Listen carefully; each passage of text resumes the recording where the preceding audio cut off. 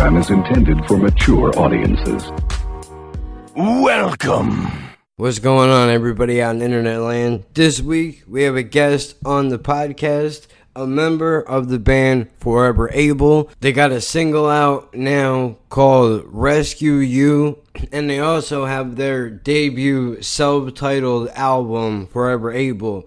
Go to iTunes, Amazon, Spotify, whatever digital platform you get your music on, go check them out. Find them on YouTube, do all that shit, follow them on their platforms. You already know what the deal is, man. So, without me running my mouth anymore, I'm going to just shut the hell up and we'll get right into the episode. Now we're going to start. I have Dan here from Forever Able doing the podcast. Good to be here. So, listen, we're on a time schedule here. It's a little bit tight. We have some questions down. We're probably not going to get to all of them. But this is the first guest spot that is live and in person, which is a fucking good thing. Now, in a perfect world, I'd run video, but fuck it. It doesn't look good. Well, no shit. What have we got here? A fucking comedian. I admire your honesty. So let me just get right into the meat of this shit. And that's the other thing too, dude. All this is, I call it out. If it's cringy, whatever it is, I let everybody at home know that I'm 100% aware of it. That's good. It's a lot to walk into, dude. It's a lot, I know. But if I'm just gonna start off by asking you questions because I'm terrible at what I do. I'm just gonna throw it all together. The band, how did all of you guys come together? Were you friends before? Did you meet someplace? So, first, thank you so much for having me. My name is Dan Teller. I am the lead singer of the alternative rock band Forever Able. How did we come together? It's weird because we've had about 2.5, if that's even a thing. We've had probably, I would say, 2 full lineup changes. Okay. What does that mean? 2 members of the band switching out? Like some people left, some people came? Yeah. Okay. Yeah, pretty much. So basically we started back in 2013 and we kind of went our separate ways for, after several years of, playing together and, went our separate ways. I don't want to elaborate much further than that. You don't have to, it's fine. Yeah. Creative differences? Yeah. Okay. So, then I basically had a friend of mine who plays guitar and has always been asking me to come by and let's jam. So me and him got together and we basically revamped the whole thing Forever Able. So it's like our debut album's out right now, so it's fresh, but at the same time it's something that's been in progress for quite a while. What I was going to ask you was, and I don't have this written down, but with members of the band changing, did the sound of the band change as people changed, or do you had this was the whole, like the main puzzle piece of the band was there the entire time? Yeah, I mean the songs that were already written, like you kept the same, like we kept the same format of those songs. We didn't change from the format. However, some of the other stuff changed slightly in the sound of what the songs were, to what they are today. Because some of them are on our debut album. Some of those songs are a few years old. So. Okay, well they're gonna be brand new for everybody that's going to hear it. Like now you can correct me if I'm wrong. I think the single that you have is Rescue Me, right? Rescue You, yeah. See, I fucked it up. I'm thinking of that Dennis Leary fucking show. That's funny because in our old lineup, our bass player always said "Rescue Me, Rescue Me." It was his favorite song, but he'll always say "Rescue Me," and he said the same thing about shit. Was it Dennis Leary you said? Yeah. He was like, the Dennis Leary show, Rescue Me. He's like, that's where I get it from, so. That's fucking hilarious. That's crazy. I better be careful before I get kicked out of the band, too.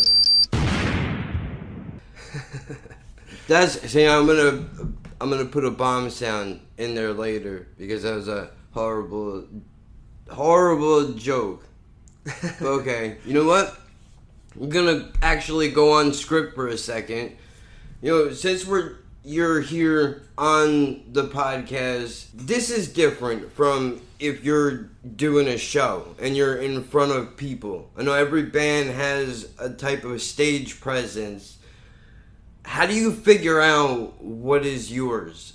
Where you feel comfortable on stage? Like, is there a moment where it clicks and you go, this is where the position I need to be is on stage? Or does it you just find yourself gravitating towards a specific area or doing certain things? That's a good question. So, some people say like that they're not nervous at all before they go on stage. I think that's bullshit, right? I don't know. I don't know what to believe. I know that. Are you nervous? For me, when I am going up on stage, I don't get nervous until maybe about like the last like few minutes before I go up there. Okay. But what I do is, as far as what I do for stage presence when I'm performing a song is like I'll always take that nervousness, and just once I get up on stage and once I hit that that first note of the song, I just turn that all into positive energy on stage. Whatever nervousness I have, I just let it all loose on stage. So.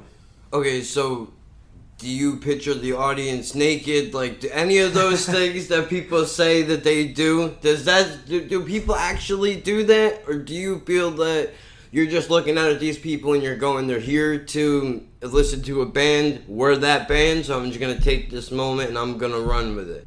Exactly, yeah. When it's the spotlight is on you when you're performing your song. Yeah. So absolutely. It's like I'm taking this moment. It makes me nervous thinking about it, dude. I can't imagine. But as far as just to backtrack, as far as that question about do you... You have to picture envision the audience naked. Oh yes, I have done that. I will admit, not recently, but. So have you ever had anything? Okay, I have to know this, and then I'll go back onto script. Have you ever had I would imagine after being on stage for a while, right? What you're doing, the songs that are in your head, it's almost like muscle memory. You're basically just rehearsing it in front of people. Have you ever had a thought in your mind where you almost slip out and say a word that doesn't belong because of something that you're thinking about? Like getting lyrics wrong or something like that?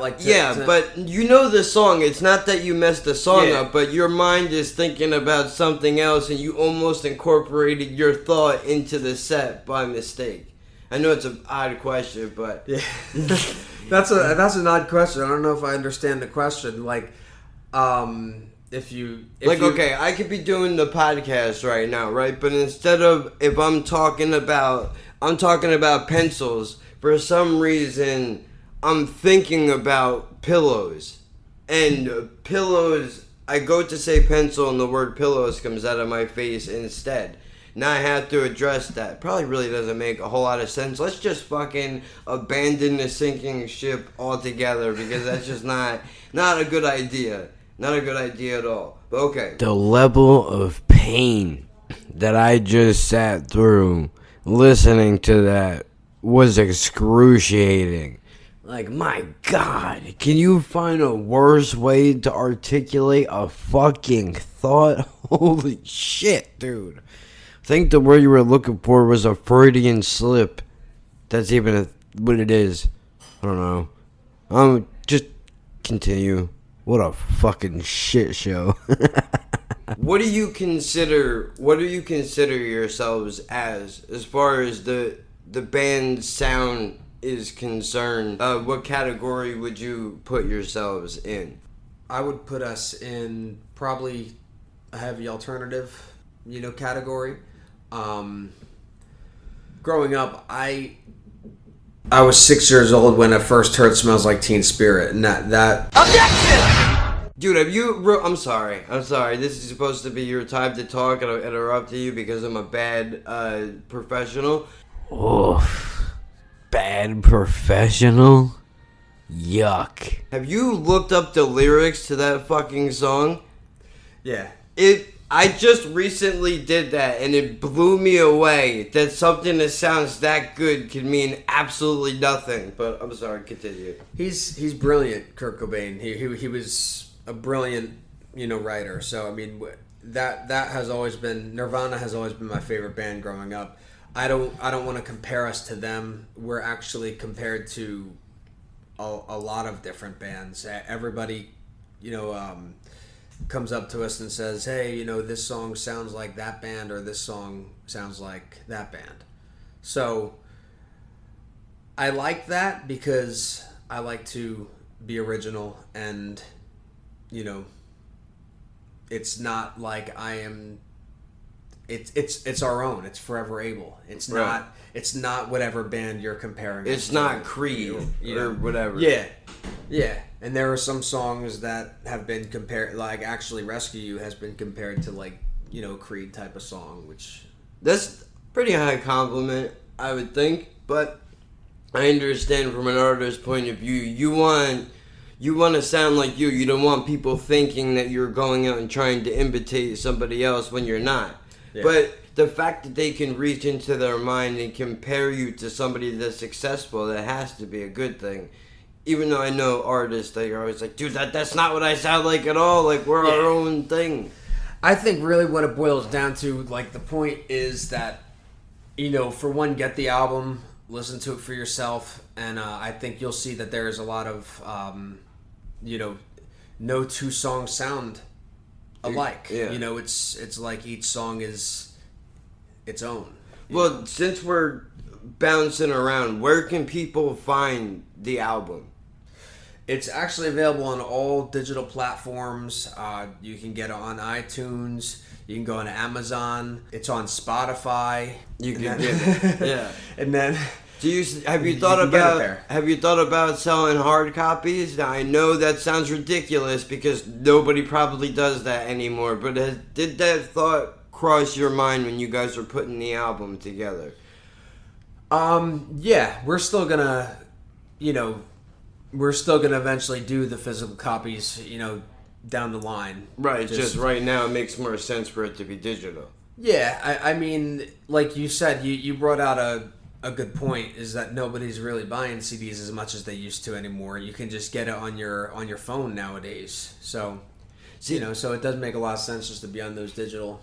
I was gonna say, dude, like, I would imagine, like, when you go to do a show somewhere, that would be the ultimate opportunity to hand out maybe a single and be like, here, check this out on your way when you get home, and then in the pamphlet where you have the album art, you can have the website where they can go buy the album to download it. But it's a different world now. So do you have to work that into your announcements as you're going through your set? Yeah, I just mentioned before we start performing that the album is available wherever it is. We're on all digital platforms. Yeah, that's what I mentioned to people. But that's a good idea. And when we do, eventually get some physical copies of, our stuff, we'll distribute that way too. That would be cool. It's not a bad idea, dude. Yeah. I would definitely do that. Yeah. So the one question I had when I was putting all of this together, and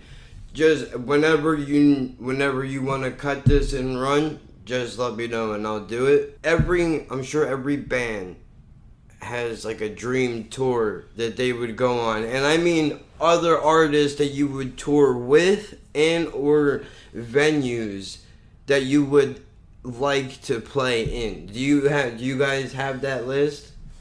Can we do past or present? Dead and alive? Whenever, however you want to do it. One thing I'm never going to shy away from is how big of a fan of Nirvana I've always been. If I could have,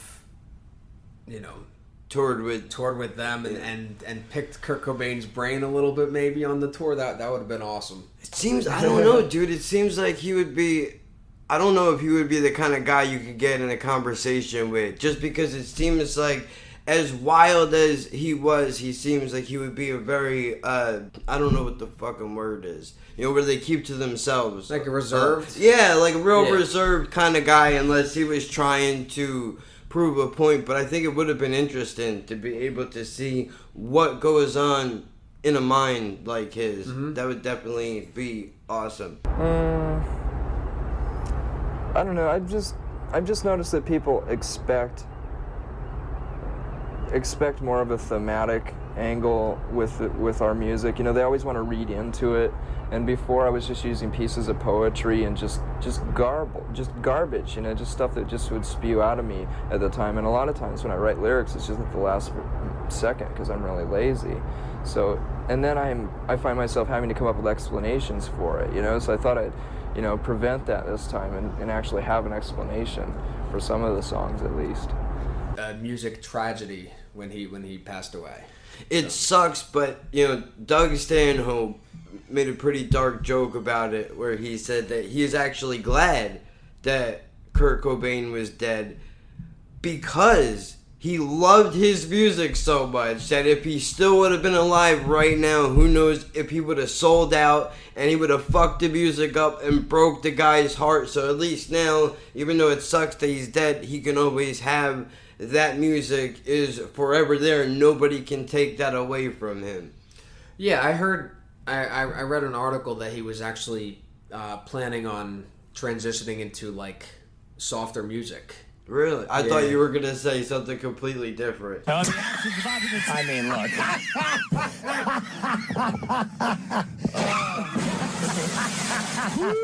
Look at me. I look like an idiot. Yeah. That would have been interesting. I mean, Do you think his wife wrote a lot of good stuff, like as far as soft, like Something in the Way on Nevermind, like About a Girl. You know, he wrote it. I would be interested to have been, if that was even possible, to have seen, what that would have sounded like. Do you think his wife did it? I prefer not to say. I don't want to get into that, really. They rip apart you and Courtney. They love to do that. Yeah. I don't know why, but, we're just, I don't know. I guess, like, my ego could be talking right now, and I could say, well, we're interesting people, but I think we're just easy scapegoats. It's just, it started with something, and then, people just pick up on it and carry it along, and we turn into cartoon characters, and... There were some things that were off about his death. Right. It conspiracy. It could be a conspiracy. It's a conspiracy. Right? Maybe you're not that dumb. Maybe it's a conspiracy. Yeah, that's. I think he is there a conspiracy? I don't know. There's room for a conspiracy, whether it's true or not. We have no idea. We weren't there. That's basically what I was just trying to find out. I'm not trying to pin anything on the lady. She's probably dealt with millions of people. And his deal, that's not what this thing is all about. It's about your band, and it's about right now in 2019. Yeah, and Courtney Love is actually someone who I respect musically as well. She does music. She was in a band called Hole, right? Yeah. Yeah. Jesus Christ.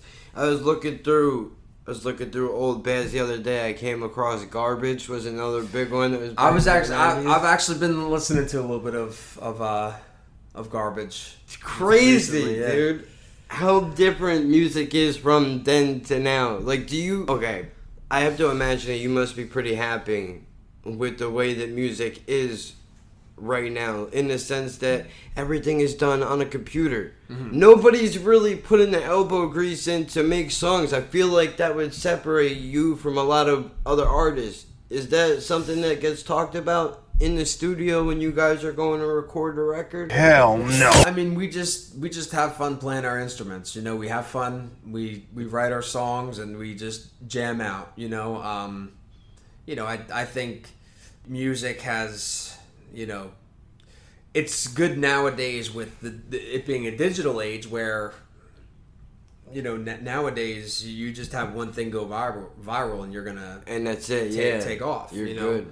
That's so much different than what it was, say, in like the days of Nirvana. Like, much different. As far as the other question, I'm not sure. Like, is that difference between like hip hop and like rock and roll music? Like, hip hop is trash now. Yeah. But I mean, like, what I mean by that is, when you guys go in the studio, do you like say to yourselves, all right, we see the way that everybody over here is doing this. If we do it this way, because we're putting so much creativity into it, at the end of the day, you're happy with what you're doing. Whether it sells 1 million records or whatever the case may be, at least you can be proud of that. Yeah. Where, I mean, I know you're in the band, but as an outsider looking in, I would look at that situation where I don't see how a lot of these other artists can be happy at the end of the day with their product, because they're not doing a whole lot to make it what it is. The uniqueness of you guys getting in there. How many people are in the band? There's 4 of us.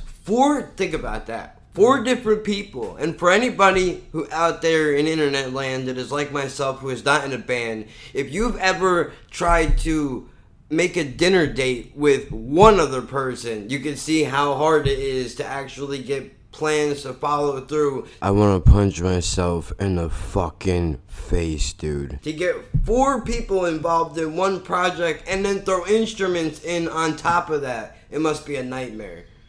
Not to put a slight on anybody in the band, I'm saying the situation in general. It's funny, when I'm writing a song, Yeah. I actually record everything digitally, just pressing buttons on GarageBand. What? And I'll have all the instrumentation and lyrics written out, on GarageBand, and then I'll send that as a scratch track or a reference track for when we're ready to really bring in all the real instruments. So it's funny you asked that question, because the way I write songs is like similar to what you're saying. That's crazy. The cool thing about that is though, like, you send the whole blueprint out. The blueprint, yeah. And be like, look, check this out, dude. I got it. And the good thing is that the vocals are all lined up with where the instruments need to go. And now if somebody say that, now you playing, I know you playing, is it bass or guitar that you play? I play rhythm guitar. Okay. And so I sing. Now you send the blueprint out, right? Does the bassist come in and go, okay, I have an idea, we could throw this in there too? Yeah, there's no in Forever Able there's like no such thing as like restricting one's creativity. All 4 of us are free to do whatever we want in the song, as long as it fits, right? Yeah, as long as it's obviously it's going to be in key, all that stuff.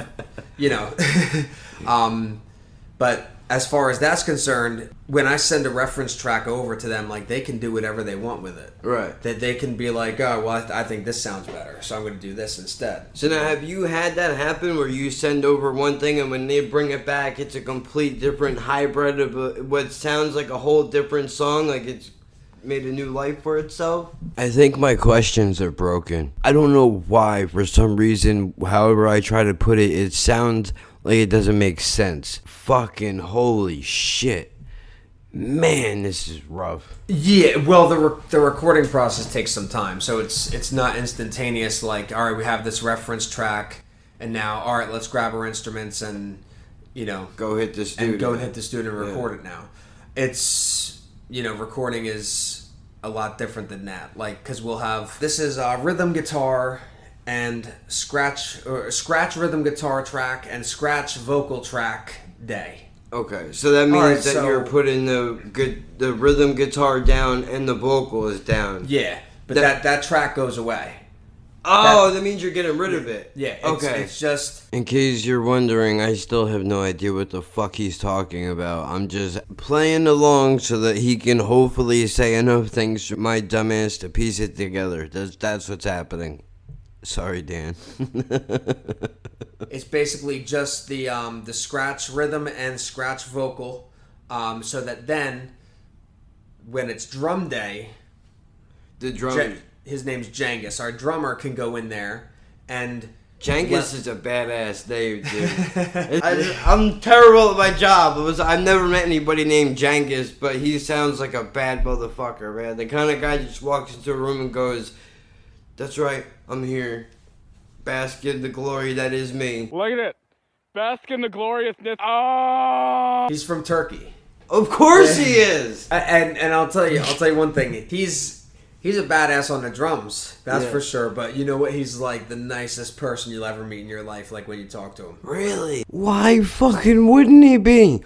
Why wouldn't he be? Where did you pull out? Why, for some reason, do you see this guy as like some sort of a fucking monster for? Why? Why? Because he's a drummer from Turkey? That makes a whole lot of fucking sense, retard. I don't know what the fuck. For some reason, I picture this dude like a guy out of Metalocalypse. You know what I mean? Just like a big, bad motherfucker that just eats smaller drummers. Hey, Toki, look inside of your basket. Guess what? You're in such a crappy mood. You have ladies' tampons inside of it, and you buy them for yourself. Go have a conversation with all the ladies and tell them your problem. He actually went on. He was in a famous band in Turkey. Actually, get the fuck out of here. Yeah, his band name is called Duman. In Turkey, and they were doing very well in Turkey. They were touring and everything in Turkey. He was famous, and then he moved to the States. Do you think he wanted to do it over again, or was it just like, all right, I've done everything I feel like I can do, now it's time for me to move on and try something else?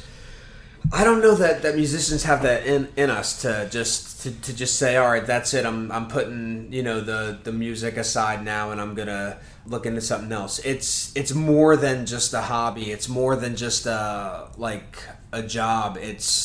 It's actually part of you. Right. Like you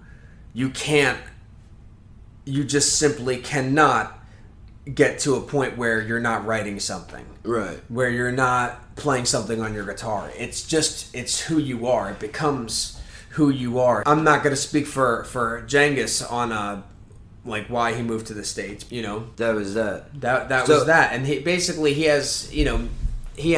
an incredible producer too. He actually produced our album for us too. So, well, since you brought up producers, is there somebody? And I do want to get back to the studio thing in a second, but is there a producer out there? If you can pick maybe a handful, maybe there's one. Is there a producer that comes to your mind and go, I want our band to work with that person because of the things that they've done in the past, or maybe even currently doing? And I can't really say there's any one producer that I've said of that you I've need always to wanted work to with. work Right. with. I mean, as Forever Able continues to go, maybe in the future, is there somebody? Yeah. Is there another band? Is there another? Here you go. Is there another local band that you may have come across that you've thought about doing a collaboration with? And you don't have to say any names or anything if it's you want to keep it under your hat until you figure out what it is you're gonna do. Not trying to derail any plans that you might have. Just curious. There are many artists along the last few years who I've collaborated with and done stuff with. I've done things on hip hop records. Yeah. I've done rock and roll with other artists. So are those things out and about for people to find them, or is that something you're kind of like, well, those were just fun little side projects to do, but this band they were just is the main focus? The main focus is Forever Able. That there's nothing recorded from any of that stuff. Actually, there's some stuff recorded, but I don't know how to put it out there. Yeah, I don't know how to put it out there as of right now, because it's so old. It's a thing of where I'd actually have to look to go find these recordings that I have. Oh my god, dude. So I'm happy that there was all of this around when I was a kid. Yeah. Forget it, dude. I'd never come out of my house. I'd lock myself up somewhere and never leave. So, okay. You mentioned the studio before about how certain parts of the song may get scratched. And I've always wondered this about a band. When you guys go in, does every person record their part of the track separately, or do you guys all go in at the same time and record the track? Yeah, when we go in the studio, by the time we get there, I would have already had the scratch rhythm and scratch vocal done. Okay. So everybody's already had that. They've already heard that before we go in. So now they put headphones on, and then they play along with what's already there. And generally, our drummer would go first, and he would lay down the drum track. Okay. You know, and then the bass follows the drums or whatever it might be. yeah, just That's interesting. And then at the very end of it, we would go and erase the scratch rhythm and scratch vocal. Because that's basically the 1, 2, 1, 2. Yeah. Okay. And then I re-record it as the official recording. That's so interesting, man. That's crazy to see how it evolves from all of that, and then you get a song, dude. Of course, you get a song. I mean, you're not gonna get a baby. You've listened to some of it, right? I've listened to some of it. Yeah, I have listened to some of it, and I have to say, you know, what I mean, I like it, dude. It's different. I'm not gonna sit here and didn't even finish my thought. What I meant to say was, I'm not gonna sit here and say that it's my favorite thing in the world when it's not necessarily the type of music that I would listen to. That's the thought I was trying to say, and I got sidetracked. As you can tell through most of this podcast, I'm all over the fucking place. My apologies. Leave it up to me to ask a stupid question and not realize, like, hey, asshole, you can play the fucking song. Why don't you do that? By the time this is out, the single has already been out. But what was the inspiration behind this song? Do you want to play it?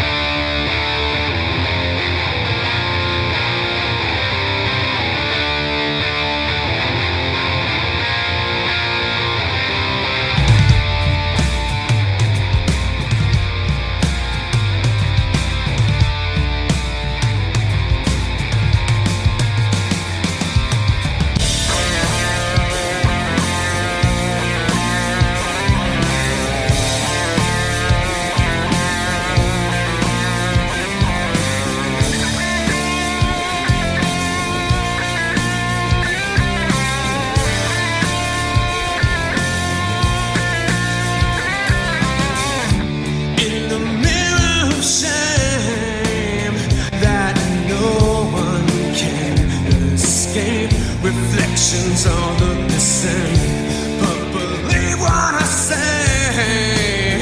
You deserve so much better than what life's thrown your way. The world's left you empty, lost and confused. When desperation cries, I'll rescue you. When you're lost and broken, bring you the truth. When lies are spoken, lead the way for you. When nobody's hopeless, I'll be your escape. I'll come to your rescue.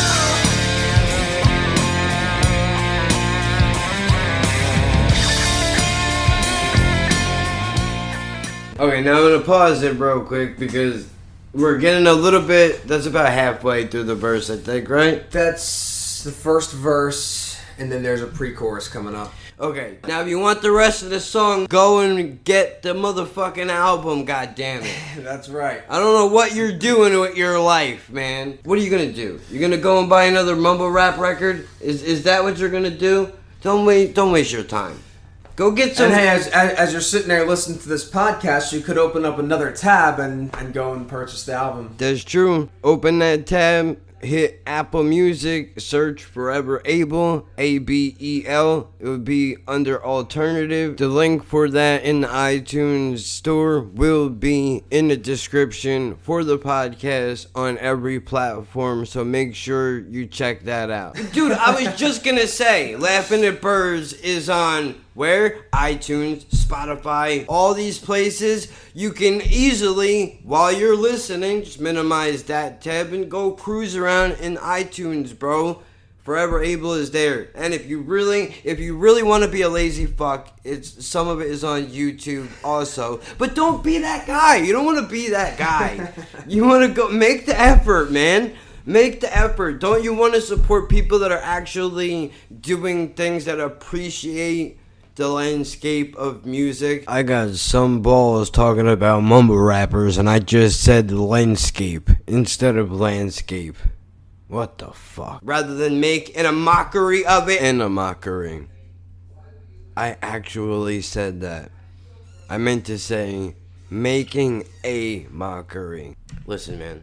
between me and you, I don't care if you don't like what I have to say, because that's what makes all of us different. If all of us like the same shit, everybody would be running around the world with face tattoos and tight jeans, and nothing would be interesting ever. We don't want that in our lives. That's why Forever Able exists. That's why we're doing this podcast, because these are the things that are important. Again, I trailed off and did not finish what I started saying, because once again, I'm fantastic at what I do. Where's the decision come in? I want to go a little bit deeper with these vocals, and then I'm going to just kind of let it smooth out for the rest of it. I don't know what the technical terms are, but I noticed how you went a little bit deeper with your voice. Was that because you were are you trying to drive that particular lyric in that moment? Or is it just for aesthetics, like the way that it sounds? I mean, I just went in the studio and just let it rip. That's why I just went in the studio and I just basically just did that whole thing. So you do what comes natural. I'm not forcing that. Yeah, I'm not forcing the way I'm singing. Right. Well, no, it's not that you're forcing it. It would be that I fucking suck at what I do. Because I'm having a hard time. It doesn't matter. You gave your answer. I'm going to shut the fuck up. So you guys are just basically doing like local shows and Right shit. now we're just doing local shows. And you can catch us at Fubar August 24th.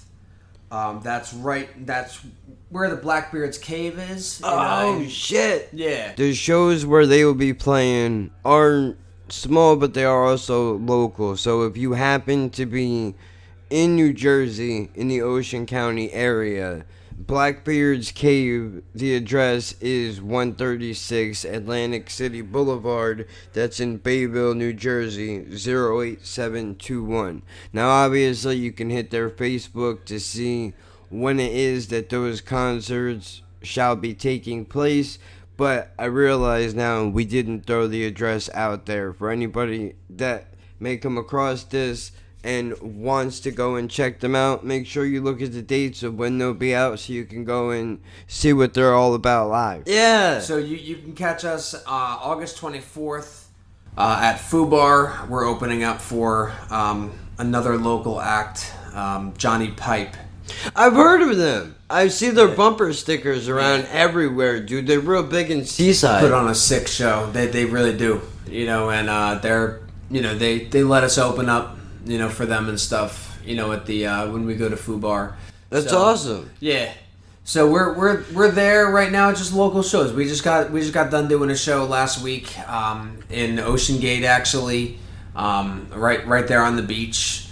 So, we had a good time. Which, dude, I mean, anybody that knows anything, Ozzy Osbourne didn't just magically wake up one morning and have a huge band and a reality show, or you could use like somebody more relevant maybe, that somebody that's not 70 years old might know who you're talking about. Like, I don't know, for example, like who's big now? Okay, Lil Nas X or whatever the fuck his name is, right? He didn't wake up one day and call Billy Ray Cyrus and go, I got an idea for a horrible fucking song that's gonna do wonderful because nobody cares about music anymore. What do you say?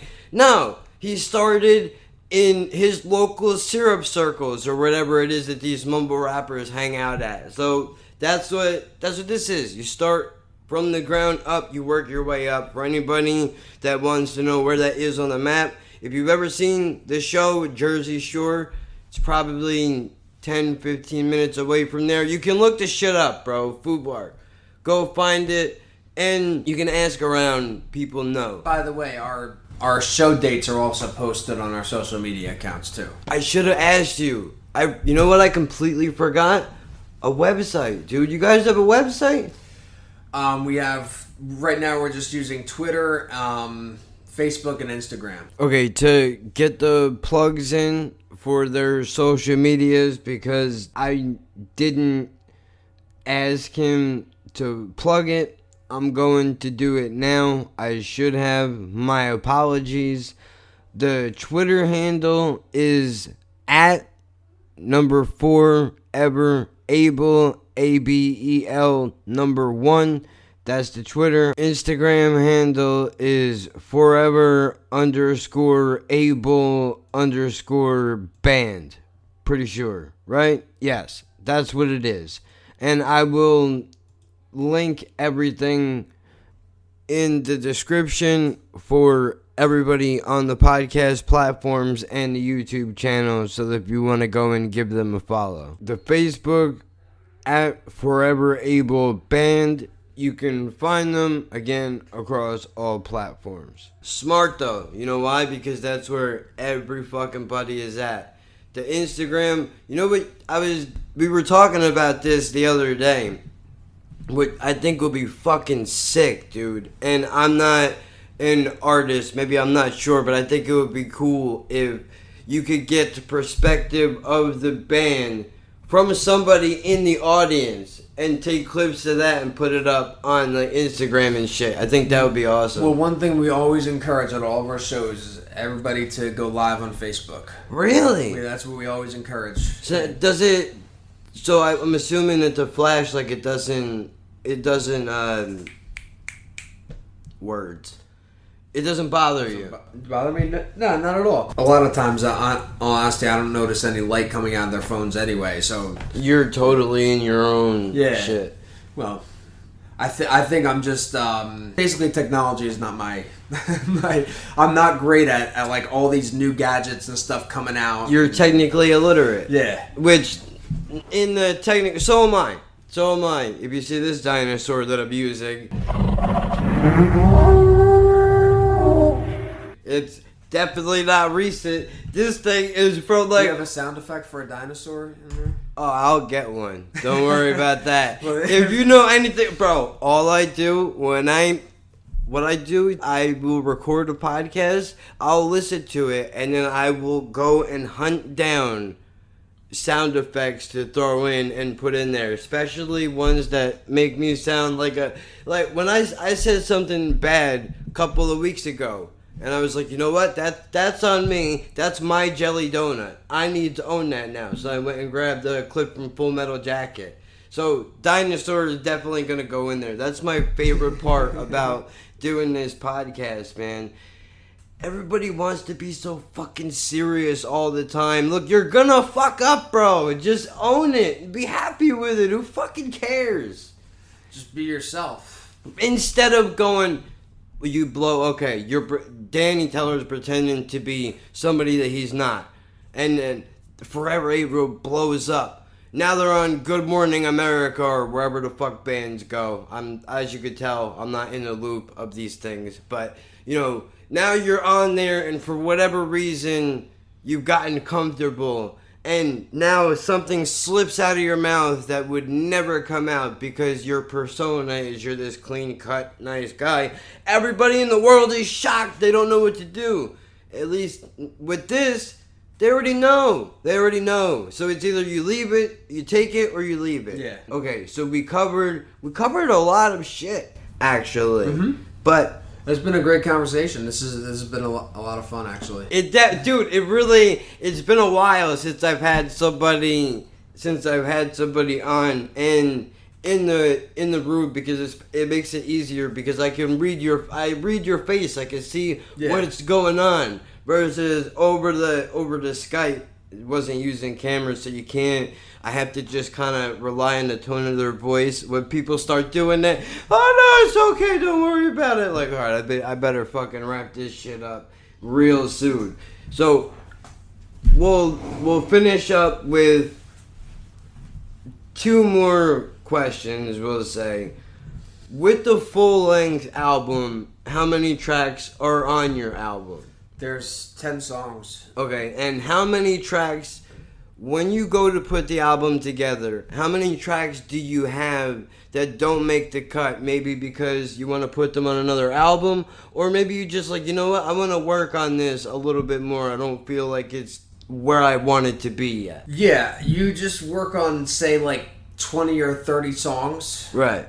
And once the album's ready to go, you know, then you just narrow it down. Just pick out the best, the best ones, and the ones that aren't ready yet, You put back off to the side. Put back off the side and keep working on them. So now, does everybody in the band say, I don't know just how, in my head when you say that, I imagine, because I'm old, you rip a CD with like 30 songs on it of rough drafts and the whole band sits there and you all go, okay, you have like a little meeting almost where everybody jots down their opinions on each one, and then at the end of the songs you come to a conclusion of, all right, this is why we're getting rid of this and this is why we're going to keep that. Is that how it works, or am I completely off? No, that's pretty much what happens. Is, you know, these songs make the cut and these ones don't. Beautiful. Oh, and hey, you know, by the way, before we move on, you did ask me a question earlier about what Rescue You was about, and you know. Dude. Hey man, I appreciate you having me. I appreciate the platform. I really do. Okay, I gotta address this because I have to say the fact that he called me out on not giving him the opportunity to answer a question that I asked him makes up for all of the fuck ups that I've made during this entire podcast. I'm happy that he was comfortable enough to be able to call that out, and I'm leaving that part in just because I want you guys to be able to see like how shit really works, that it's really not perfect. And I enjoyed the fact that he went along with it and he seemed to have a good time doing it. So, you know, there's that. I mean, that was really funny. I'd have to give him that though, dude. I guess I would have felt like shit if I would have found out after the fact that he wanted to say something and just didn't feel comfortable enough. It makes me proud in a way that he can come in here and be okay to be able to do something like that. After the music kicks on for when I end it, I always leave a clip at the end, and I cut out where he called me out on not giving him the opportunity to answer the question, and I'm sticking that in the end. Normally, I don't even address the fact that I do that, but I thought it would be a good way to end it with just that and let the thing go the way that it did. So, whatever. You see what I'm trying to do. But can I get this is the commercial for the album, too. Can I get a fucking answer off, please? Instead of you asking me a million questions. I'm sorry. It's all good. The inspiration for the song was, in your own words, though let me, I'm going to shut up and you go ahead. Yeah, because I was going to address that. Yeah. Well, basically, you know, the song is essentially about, you know, God is talking to somebody. I woke up in the infirmary. They had already done operated on me. I come pretty close to dying. I had 280 stitches holding me together, and whew, I was hurting. I didn't know you could hurt that much. And still, they had me in leg irons and had me handcuffed to the bed. You can believe that. Now, as I laid there, I heard this voice just as clear. Couldn't have been no clearer. And the voice said, if it were not for the grace of God, you would not be here. Man, I tried to sit up and look around, but I couldn't. There wasn't no need to know how, because wasn't nobody there. I mean, there was somebody there, all right, but wasn't no need me looking around to see if I could see him. You don't think this is a strange kind of story? Yeah, I do think it's a strange kind of story. I got to say that is one way of looking at it. I got to concede that. The point is, Professor, I ain't got the first notion in the world about what makes God tick. I don't know why he spoke to me. I know I wouldn't. But you listened. What choice would you have? I don't know. Not listen. You think he goes around talking to people he knows ain't gonna listen to him in the first place? You think he got that kind of free time? We have another song like that on the album as well. You know, so essentially that was what the song is about. And with that said, though, anyone who hears the songs is going to be able to draw their own interpretation from any of the songs. I write them about a topic, and I'll address that topic, write it, and then I basically leave it for the listener to interpret. To interpret their own way. So is God like a heavy influence in the band itself? Is that where, not what you're trying to do, but okay. You know what I mean? I'll just cut to the chase. Like, Forever Able is not a Christian band. Right. Okay, that's what I was trying to get at. Yeah, we are not a Christian band. We're just a rock band. We're just having fun. We're just trying to write songs that are catchy and fun to sing along to. That's it. But with that said, I write about a plethora of topics. Things that I'm dealing with, or whatever the topic may be. Something someone else is dealing with, or sometimes I'll write a song from the point of view of somebody who's going through something, and like write the song about that person. So it just so happens that Rescue You is essentially has a Christian message in it. Okay. But with that said, you can interpret that not to be a Christian song. You can interpret it however, and that's how I kind of like to leave when I write, like to leave things open. Because I took it from the perspective of it being in like a sort of a relationship kind of a deal. Okay, like this guy is saying like I'll get you away from all of the,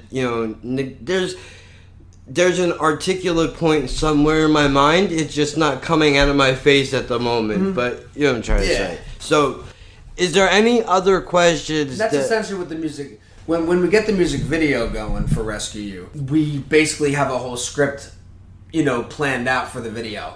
And it's...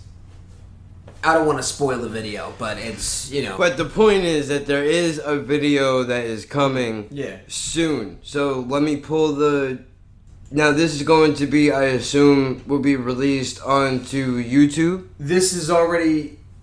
when the music video's done, you mean? Yeah. Yeah, we'll release it to YouTube when the video's done. Alright, now listen, it will be released on YouTube. However, if you want to stay up to date with the latest shit that Forever Able is doing, follow their Twitter, which would be, I know there's a 4 in your, what's your handle? Yeah, 4, number 4, ever, Abel 1.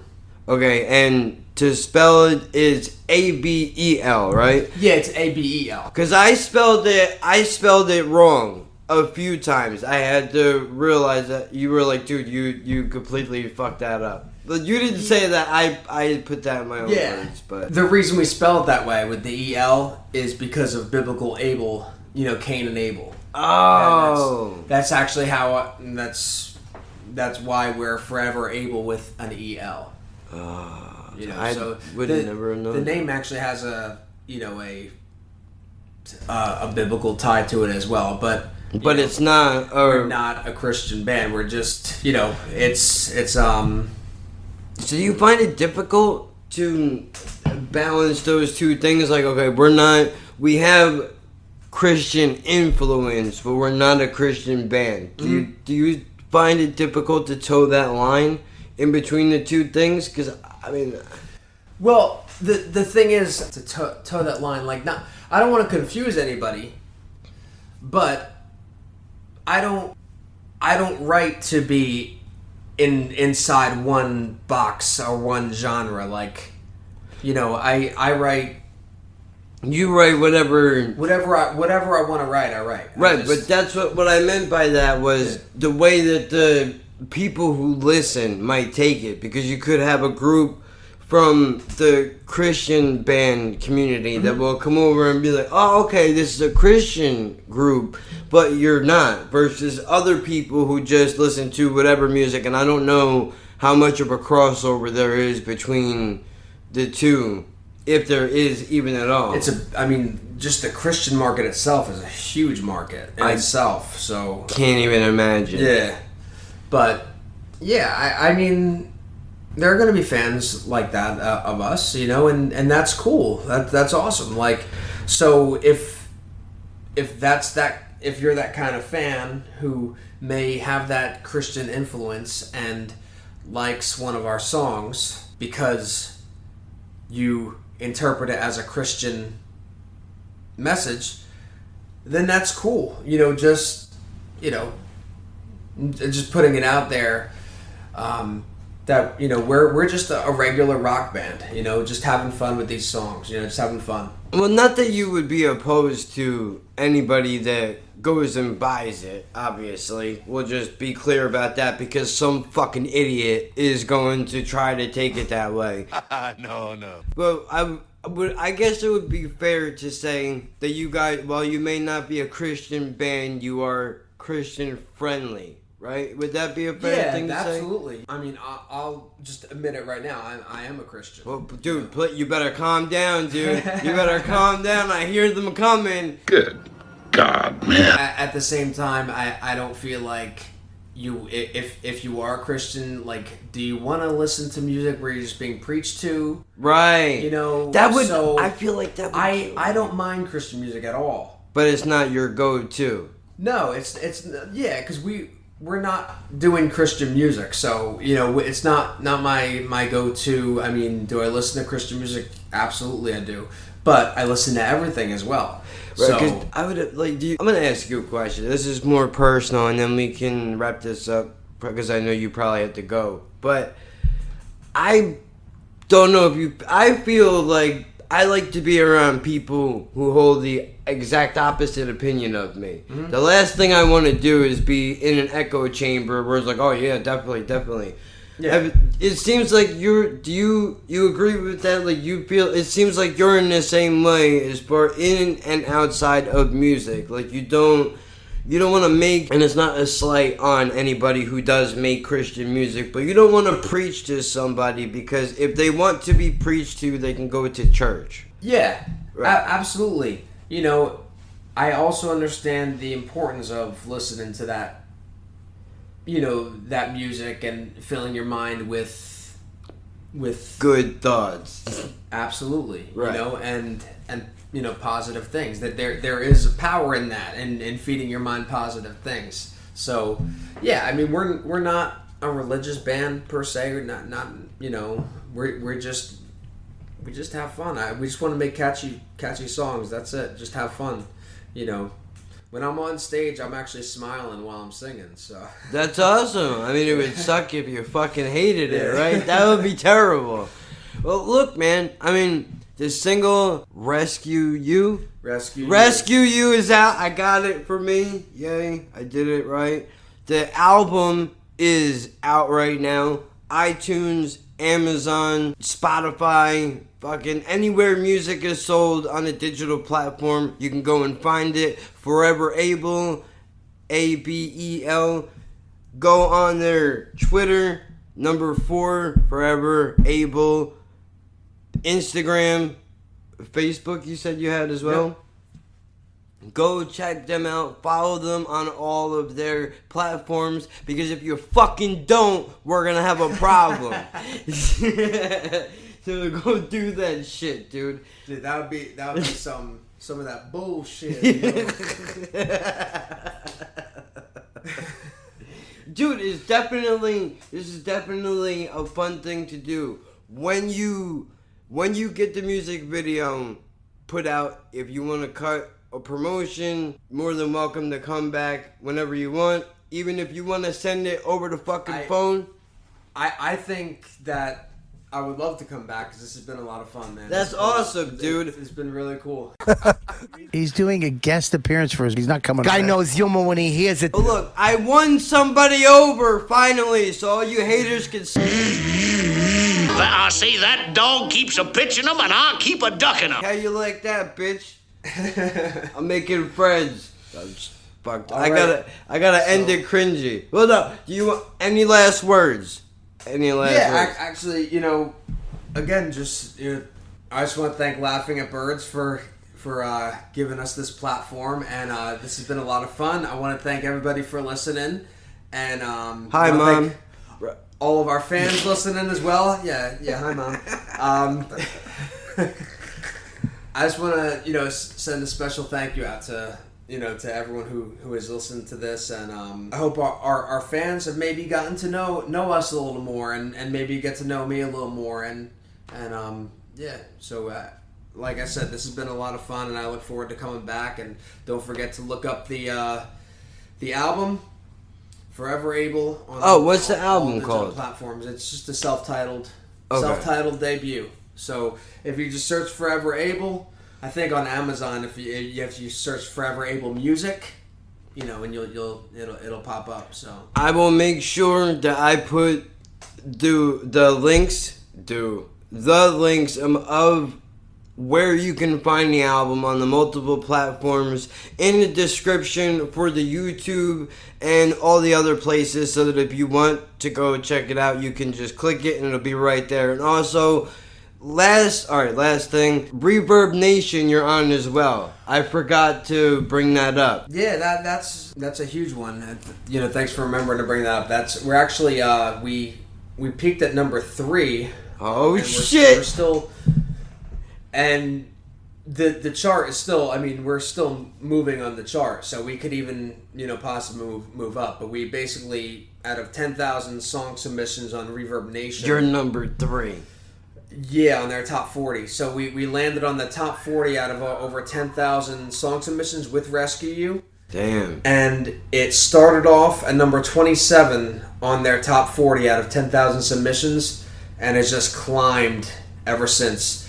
It's all the way up to number 3. So okay, so how they get there would be reverbnation.com/foreverable, or they can can they find it in the top 40? Is that like on a front page?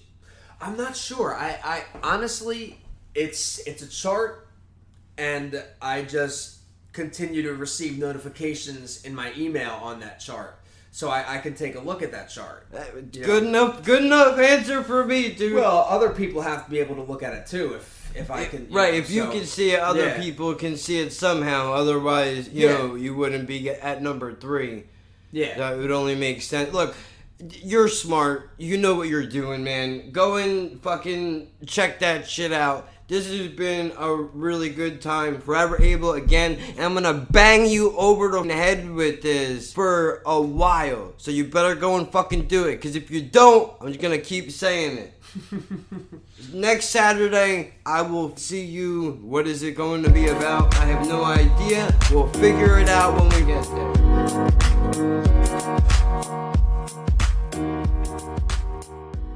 That dog's as subtle as a hand grenade in a barrel of oatmeal. Now, off the record, you asked me about the inspiration behind like Rescue You and stuff like that. Yeah. And I never got to answer it. You could always, dude.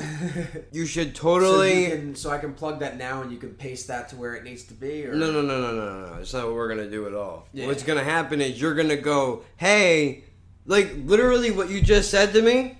Just say that and then address it. Call me out on it. Yeah. Perfectly fine. Right. Because people, if you don't, people will call me out on it later on. Like, dude, you didn't give them the chance to answer the question. Yeah. So, okay. Right. Go ahead. Back on. Yeah.